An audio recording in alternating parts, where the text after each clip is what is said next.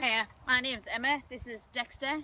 So the training techniques that I've been, or the training behaviours, sorry, that I've been given today are sit, stand and recall. Before you're doing any sort of clicker training, you need to make sure that the dog is aware of what the clicker means, or if you're using a whistle, what the whistle means. So basically it just means that if you have to do it 10-20 times before a training session, you just click and reward, click and reward, click and reward till they get the association that when they hear the click, it means that they've done something good and a treat's coming. So the first one that we're going to be doing is lure and reward. Basically this is where you're using a treat or a toy to get the dog into the position that you're after. So as he's just sat, we'll do the stand first. So you're holding the treat in front of the nose, pulling it away, good lad, and then rewarding him once he's got to the position that you want. So with a sit, you're doing the same behaviour, but you're pushing the treat back, good boy, and forcing them to the sit.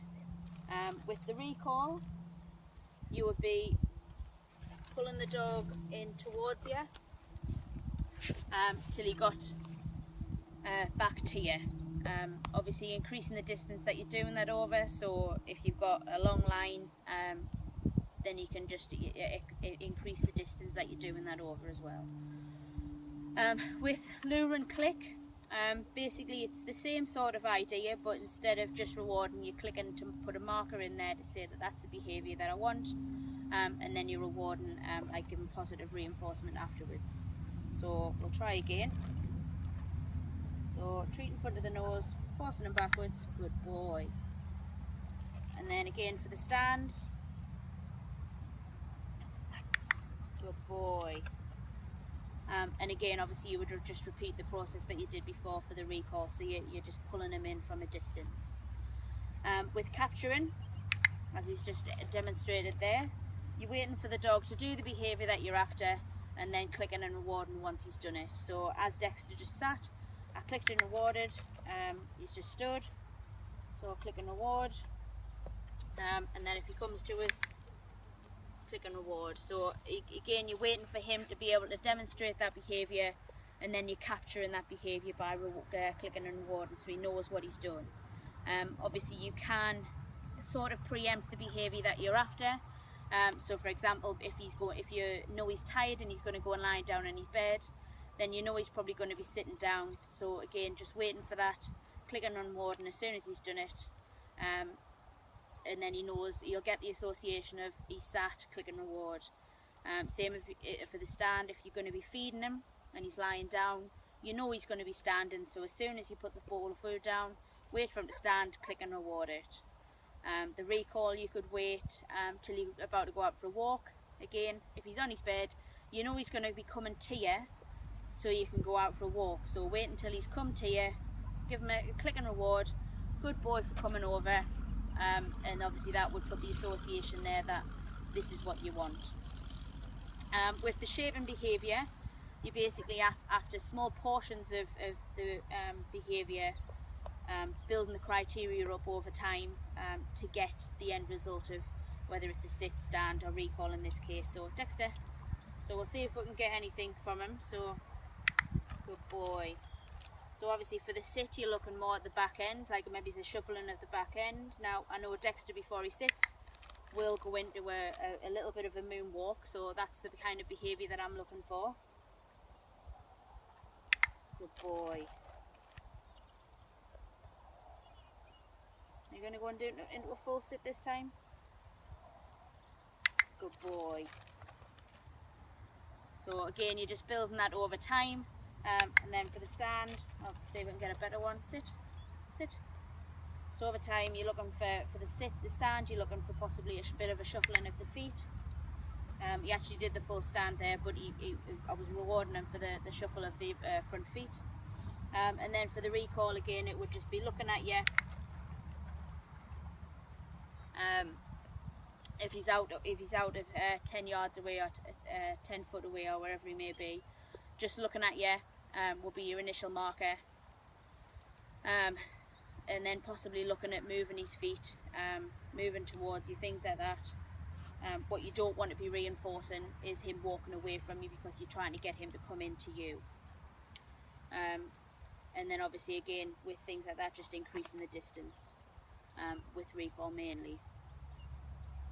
With targeting, you're after targeting a specific space or a spot if you're doing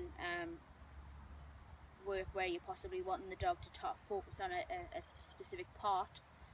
So for example, if you're doing training with dogs for the disabled, you may want them to put a light switch on, so you're targeting a very small spot, or the same as if they're putting the washing machine on. If I'm doing any targeting work with Finn, when he's doing his gun dog retrieving, I would get him to fetch the dummy in, and he would target this spot right next to my leg, and then I would get the dummy off him, and that's the spot that he would come back to as part of the recall. With Dexter, when I'm doing a recall, I tend to get him to do a touch. So touch, good boy, good lad. And then he would come back over, give us a touch, touch, good boy. And then that's his recall. With sit, you can, if we're out somewhere like this, I can put a coat down if he doesn't want to sit. If you're somewhere unfamiliar, then maybe it's his bed, so it's got some familiar smells on it. May help you target that area. You can use anything from your hand to a target stick to get him to target a specific area. With sit, so with stand, you can do the same with touch. So touch, good boy. Obviously he's going to have to stand. Didn't move forward. He just stood and came over to us. It's a good lad. With stimulating behaviour, you're basically after adding something to the environment or using the environment to your advantage to help you get the behaviour that you're after. So with sit, again, obviously if it's a hard surface, you could just add something like a bed or your coat, something along those, something soft for him to sit on. If you're out and about somewhere like this, or if you've got access to agility jumps or horse jumping poles, just having the pole in between his legs and then stand, reinforcing that stand, whether you're giving him treats while you're doing it. Oh, you heard the rustle of the bag, did you? Just to reinforce that stand. Obviously if he's got something between his legs he can't sit, so that just reinforces that behaviour. For the recall, you could use a treat or a toy if they're interested in it, and just throw that to the ground. Obviously don't throw it in front of you, throw it down to the side, whichever side, and that would enforce them to come back to you, rather than picking the toy up out there and then running about. They're actually coming back to you, and as soon as you're back to you, you would click and reinforce that behaviour with either a treat or with the toy, if that's what they're interested in. You can also try things like hide and seek. Like I used to use hide and seek with Dexter, so I would be hiding behind some of these bushes or gorse to try and get him to pay attention to me rather than me constantly watching him. So that obviously was a great help with his recall. With the technique of 300 peck, you're basically aiming to get from 1 to 300 in steps, increments of 1. So with the sit, so for example, sit, sit, so 1 second, 1 second, 2 second, 1 second, 2 second, 3 second, good boy. And gradually building that up over 300. Again for the stand, so good boy, 1 second, 1 second, 2 second, 1 second, 2 second, 3 second, good boy. And obviously that's just building up the duration with the sit and the stand. You can do exactly the same thing with distance. Obviously instead of just staying where you are, you're basically taking 1 step back, coming back to the dog, clicking and rewarding, 2 steps back, and then same all the way up to 300. If they do fall down at any point throughout that 300, which I'm sure they more than likely will, you're either going to have to start back at the beginning if you're quite low, or if you're at say 299, you might want to start back at say 200, 250, somewhere around about there, just so you know at that point that they were quite solid on the sit or the stand or whatever the behaviour you were doing at that distance or duration, and it was after that they had problems. So you could start back at that point and then work your way back up to 300. With things like the recall, what you could work on is, once they've got a solid sit or stand for the 300 distance or and duration, you can then work that back, so you're getting them to sit, taking a step back, coming in, good boy, so they're coming into you again, and then working that over the 300 steps backwards, so then you know after 300 you've pretty much got a solid recall. The last technique is modelling. Basically with that one, you're actually physically putting the dog in the position that you want. So if it's a sit, you're forcing the bum down. If you're after a stand, you're forcing the bum back up. If you're after a recall, then it would basically be pulling the leader back in. Obviously it's not something that I would really be used today, because it can cause some unnecessary stress to the dog. However, it is still used in certain circumstances. For example, if you go to the vets, obviously they will have to put the dog in certain positions to do certain things. Or if you show your dog, generally they will stand their dog in a certain position, so then they physically have to move the legs into the set positions. Obviously with all this training, you will get a better result if you have a good bond with your dog. So the bond basically will improve the quality of any sort of training that you do, and also improve the quality of life that you have, both myself and my dog. Things like games that you can play together. If you want to play, if your dog likes chasing balls, retrieving work, it could do agility, mind games rather than physical games like Kongs, or Dexter loves to get his tea in a treat ball. Hunting games, if I was to throw some treats in these bushes, he would go absolutely nuts trying to get them all.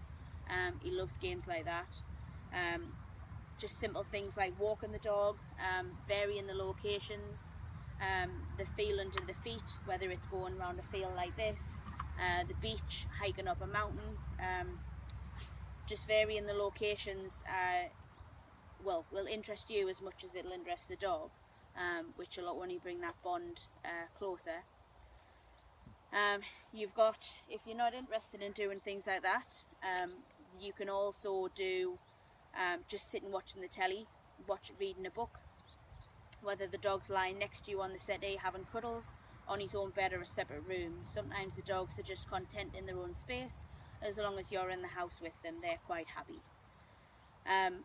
Any sort of games that you're playing, as I said, with regards to balls, or if you play tug with your dog, as long as you try not to get the obsession with the ball or the tugger to the point where they could become stressed or anxious over the game, or if you'd say that the game's stopped, then you know that they're not going to constantly be wanting to play with the ball while you're walking along, jumping up. Again, that will just raise the stress levels in the dog and cause them to be like the anxiety and things like that as well. You also need to bear in mind that if you have more than one dog, some one-on-one time, whether that's just grooming, basic obedience like this, or if you're doing games as a pair like agility, fly ball, so you've got one dog that may be left in the house with a Kong, and the other dog you're taking out doing agility work or gun dog work, whatever it may be. What you do also need to bear in mind is that the bond isn't going to happen within 24 hours. There's not an overnight cure or trick to it. It depends on where you get the dog from, whether it's you're getting the dog as a puppy or a rescue. It may take up to a year, depending on what the mental state of the dog is when you've got it, Dexter. It may not want to have anything to do with you for the first few weeks. Obviously that's something you would just need to bear in mind when you're getting the dog and when you're trying to do all these activities. Looking at the legal aspect of it, you've got the Animal Welfare Act, which covers the techniques that will cause any harm or unnecessary stress or suffering to the dog. So you've got things like the prong collar as a prime example. The prong collar on itself isn't a problem, it's when it's being used. Obviously the prongs are designed to dig into the collar, which can cause harm and obviously stress and anxiety in some dogs. You've also got your own morals and ethics, so the training techniques and behaviours that you're asking the dog to do. You've got to make sure that they are natural behaviours and that you're not causing any unnecessary stress or harm to the dog. Obviously you want to make sure that the behaviours that you're asking aren't going to harm the dog in any way. Same as the techniques. Obviously you don't want to be choking your dog to get it to walk, to heel or stand or sit or whatever it may be. Right, thank you.